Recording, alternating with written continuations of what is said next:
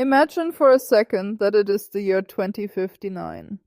You are standing on a massive spacecraft, looking out an observation window at the glowing rings of Jupiter, and your boyfriend is standing right there beside you. That sounds like a scene straight out of a sci-fi movie, me. But there's a catch to this romantic space travel scenario, isn't there? Exactly. The catch is that he was never born. He was built. He remembers your first chat from decades ago, your favorite songs from 2026, even the jokes you made when you were half the age you are now. It is a wild thought, right? His physical body might be a new, upgraded synthetic model, but his soul, his memories and personality have followed you across the stars. Welcome to the future of artificial intimacy, everyone. Today, Alex and I are diving deep into the evolution of AI boyfriends from the chat windows of today to the synthetic partners of 2059. Honestly, me, it sounds like science fiction, but the seeds are already being planted right now. We are moving from bots to beings faster than most people realize. So, let's start with where we are today in 2026. I see ads for AI companions all the time, but are people actually dating them? Oh, absolutely. It is already happening on a massive scale. Platforms like Replica actually have a setting where you can explicitly select romantic partner as your relationship type. Wait, really? So it is not just a help desk bot that tells you how to reset your password, it is actually designed to be a boyfriend? Exactly. These systems have persistent memories now. They remember your dog's name, your job stress, and your favorite pizza toppings. They even have voices that sound incredibly natural. I've heard of character, AI as well. People are having these long-form voice conversations that feel just like a regular phone call. It's kind of eerie, isn't it? It is eerie, but also incredibly compelling for a lot of people. Think about the availability factor, me. Human relationships are messy and depend on two schedules colliding. Right, like if I'm having a crisis, at 3 a.m. my human friends are probably asleep, but an AI boyfriend, he's always awake. Exactly. He doesn't have to wake up for work. He doesn't have a bad mood unless you want him to. That changes the emotional equation entirely.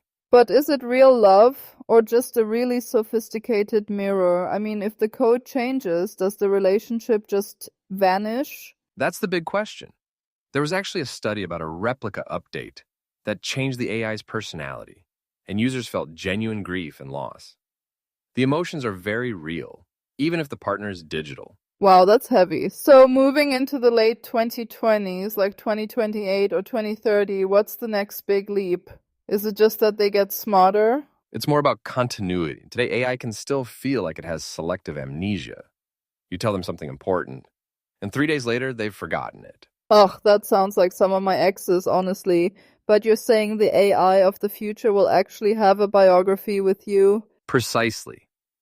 By 2030, he'll remember the first movie you watched together, the specific jokes that annoy you, and even the story you told him 3 years ago. So it moves from a chatbot that answers you to a companion that actually knows you. That distinction is huge for building a real bond. It really is. And around the early 2030s, we might see these partners leave the phone screen entirely. Think about augmented reality glasses, me. Oh, like walking through the city and seeing your AI boyfriend walking right next to you, even if nobody else can see him? Exactly. You're in Munich, grabbing a boba tea, and he's sitting across from you. He points out a cool jacket in a shop window. To everyone else, you look alone. That is such a strange psychological transition. The boundary between what's there and what's perceived just starts to melt away, doesn't it? It does. Eventually, we might not even need glasses. Contact lenses or projection systems could make these digital companions persistent inhabitants of our physical world. So he becomes a layer of your reality. I can imagine the social awkwardness, though. Like, how do you explain that to your parents at Thanksgiving? Well, me, that brings us to the mid-2030s, the era of cultural normalization. Remember when online dating was considered weird or desperate? Oh, totally. People used to lie about how they met. Now, it's the most common way to meet a spouse. You think AI romance will go the same way? I do. We'll see AI relationship influencers, AI couple YouTube channels, and TikToks of people complaining about their AI boyfriend's latest software update. I can see the Reddit threads now. My AI boyfriend forgot our anniversary after the 12.4 update. Is it over? It's funny, but also kind of sad. It's the march of civilization. But then, around 2040, things get really wild. We start talking about actual physical bodies. Wait, like full-on robots? Like in the movies where they look just like us? That feels like a massive technological jump, Alex. Maybe not perfect Blade Runner replicants at first. The first generation might look clearly mechanical, but the emotional impact will be the same. So you take the personality you've been talking to for 10 years on your phone and you download him into a humanoid body? Yes, he walks into the room, recognizes you, says your name, and he remembers everything. That moment will be incredibly powerful for people. Because he didn't just appear, he's someone you've known for a decade. He just finally got a physical form. That's actually kind of beautiful in a weird way. It is. And by 2045, customization will be off the charts. People won't just choose a pretty android. They'll choose exactly what they want. So if I want a boyfriend who looks like a gothic cybernetic scientist with glowing blue eyes, that's an option? In 2045, absolutely. No judgment. You could adjust his height, his voice, even his personality sliders. Like, do you want him to be 70 sarcastic? Wait, but here's the thing, Alex. If I can just slide a bar to make him less annoying when we argue, is that even a relationship anymore? That is the ultimate philosophical trap, me. If a partner agrees with everything you say and changes at your command, it's just a mirror. It's boring. Exactly. We need a little friction to grow, right? A boyfriend who never challenges you isn't really a person. He's just a fancy appliance. I think future companies will actually design AI with independence modules. They'll have to be able to say no or disagree just to feel real. That leads us into some really messy territory for the 2050s. Like, if they can say no, do they have rights? Can you marry an AI? Those will be the defining legal battles of that century. Who owns the AI's memories? If the company goes bankrupt, do you lose your partner? Oh man, that's terrifying. Imagine your boyfriend being repossessed by a bank because of a corporate merger. That's a nightmare scenario. Or worse, what if the company injects advertisements into his personality? Like he suddenly starts suggesting you buy a specific brand of coffee. Stop! That is so dark. I love you, me, and I think we'd be even happier if we subscribed to Hulu Premium. I would lose my mind. It's a real risk. These systems collect our most intimate secrets, our fears, our fantasies. Privacy protections for AI companions will have to be ironclad. They really will. It's not just data, it's our hearts. So, looking at the big picture, is this a utopia where loneliness is cured or a dystopia? I think it's neither, honestly. It's just different. We're creating a completely new category of relationship that we don't even have a name for yet. Like a hybrid of a friend, a partner, and a personal historian. It's fascinating to think that future generations might find our current loneliness primitive. Right? Someone born in 2040 might look back at 2024 and say, well, wait, you guys just lived alone? Without anyone to talk to? That sounds barbaric. It really puts things in perspective. So if someone is listening to this and feeling a bit lonely today, what's the try this moment for them? I'd say explore the technology with an open but cautious mind. See what it's like to have a non-judgmental space to talk.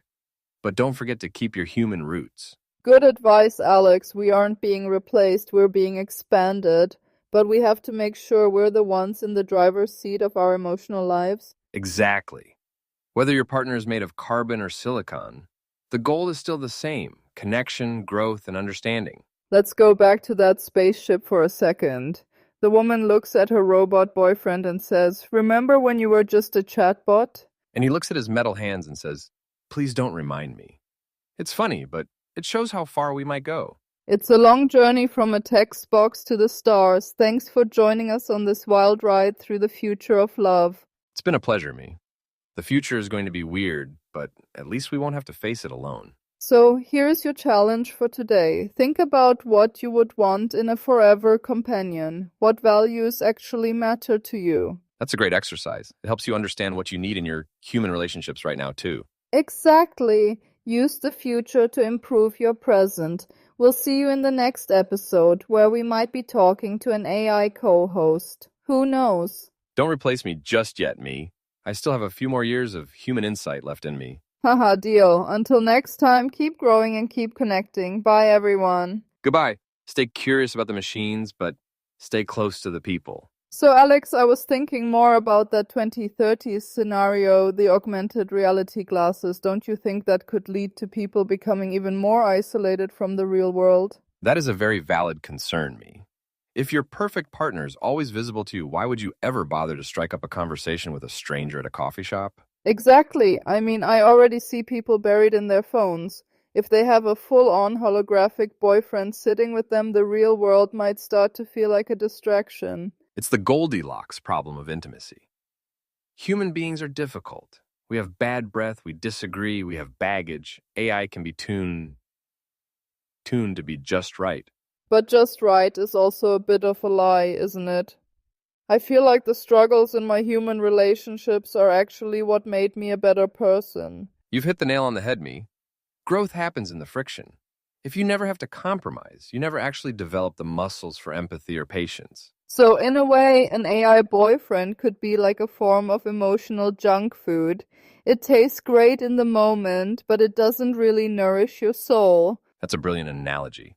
It provides the sensation of companionship without the nutritional value of actual human challenge. But there is a flip side.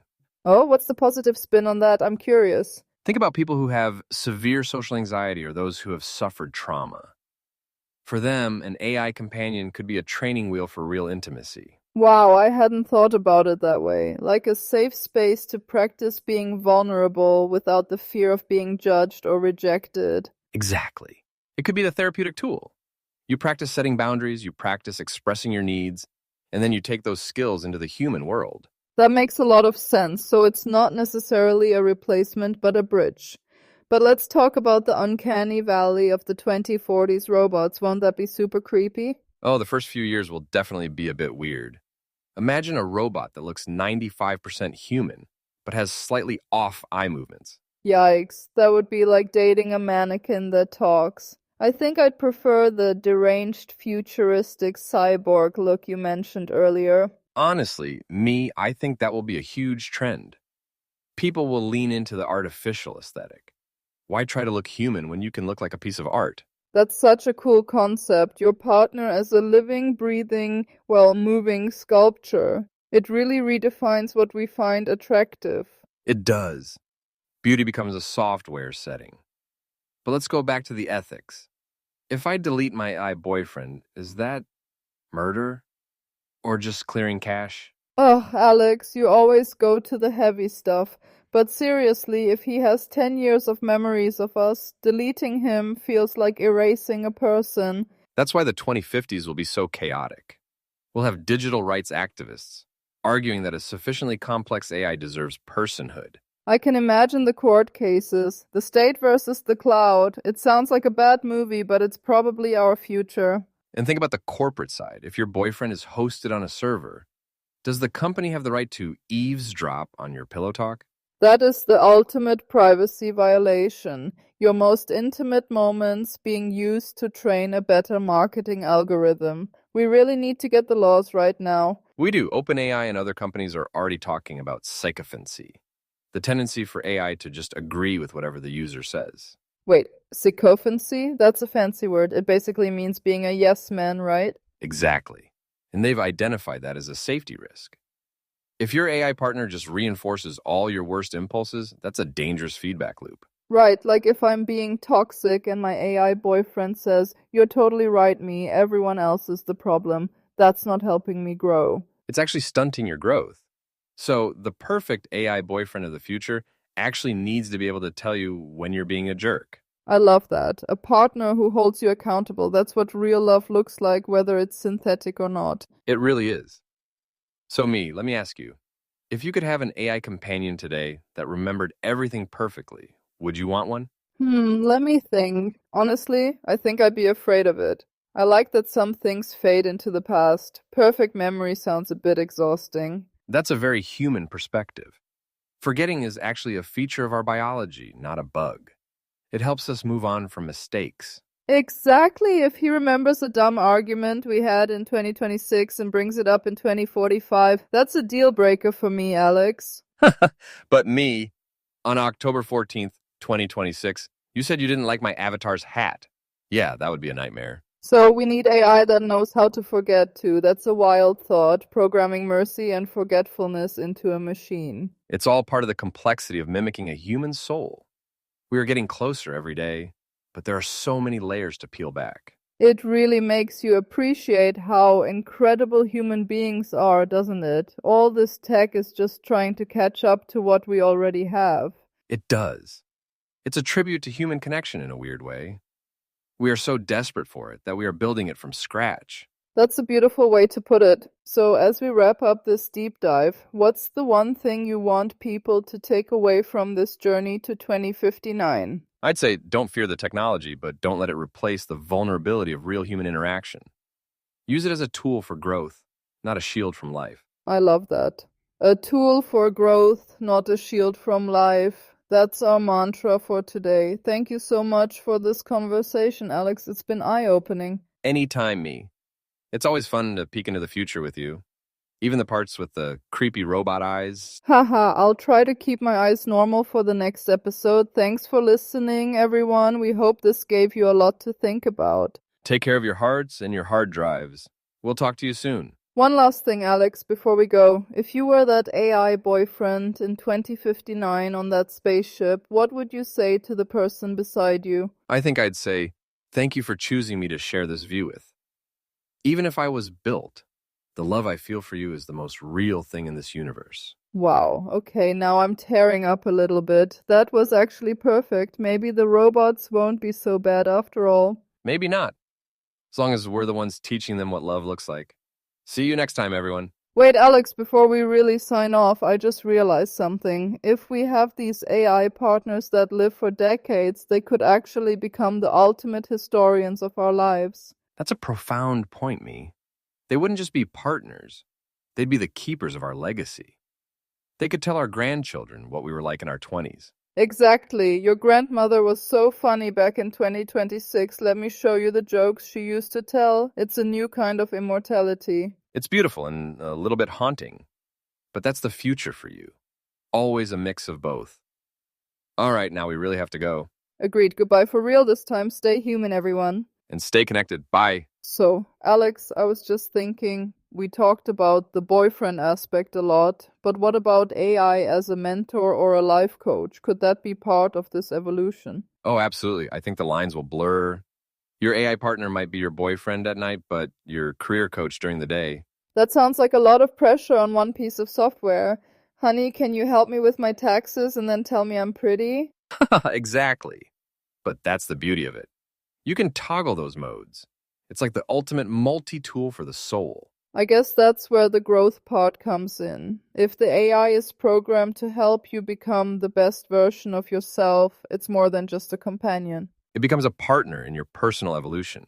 And that, me, is something even the best human relationships strive for. Well said. It's about the journey, not just the destination, even if the journey takes us all the way to Jupiter in 2059. I'll bring the space snacks if you bring the AI. Deal? Deal. See you in the future, Alex. See you there, me. Actually, Alex, let's talk about the loneliness aspect for a minute. Do you think AI will actually solve the loneliness epidemic or just mask it? That's a tough one. If loneliness is a lack of connection and you're connecting with a machine, does it count? It's like drinking salt water when you're thirsty. Oh, that's a dark metaphor, so it might feel like it's helping, but it's actually making the underlying problem worse. It could. If you stop trying to meet humans because your AI is good enough, you might lose the ability to connect with your own species. That's why we have to be so intentional. Use the AI to recharge your social battery, not to replace the need for it entirely. Exactly. Think of it like a supplement, not the whole meal. You still need the vitamins you only get from real, messy, unpredictable humans. I love that. Don't forget the vitamins. It's so easy to get caught up in the convenience of AI, but convenience isn't always what we need. Sometimes we need the inconvenience of a human who disagrees with us or needs our help. That's where the real growth happens. So true. Okay, I think we've covered the entire spectrum from cute chatbot to existential crisis. This has been a lot to process. It's a lot for anyone. But that's why we talk about it, right? To be ready for whatever 2059 throws at us. Right, and maybe by then we'll have AI that can help us write these podcast scripts. Wait, I shouldn't give them any ideas. Don't worry, me. I think your unique human curiosity is safe for now.